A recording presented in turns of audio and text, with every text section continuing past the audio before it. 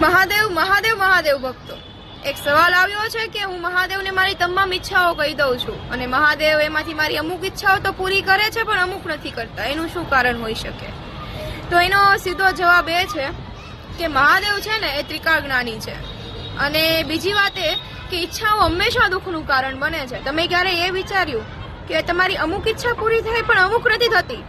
શું કામ? મહાદેવને ખબર છે કે આ ઈચ્છા જો મારા ભક્તની હું પૂરી કરી દઈશ ને તો એના જીવનમાં દુઃખ આવશે, એ દુઃખી થશે અને પછી ફરી પાછું એને દુઃખમાંથી બહાર કાઢવું પડશે. મહાદેવને ખબર છે, એ જાણે છે કે આગળ શું થવાનું છે અને એટલા માટે એ તમારી અમુક ઈચ્છાઓને પૂરી નથી કરતા પણ અમુકને કરે છે. કહેવાય ને વાલા કે તમે એના ઉપર વિશ્વાસ રાખો, એ જે કરે છે ને એ બધું વિચારીને કરે છે.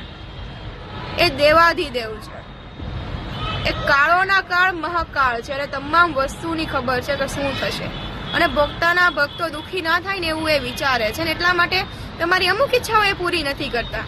તો એનો જે કંઈ પણ નિર્ણય છે ને એની ઉપર ભરોસો રાખો, જીવનમાં શાંતિ મળશે. અને મહાદેવ પણ, મારા ખ્યાલ મુજબ સવાલનો જવાબ મળી ગયો છે. બાકી બોલો મહાદેવ મહાદેવ.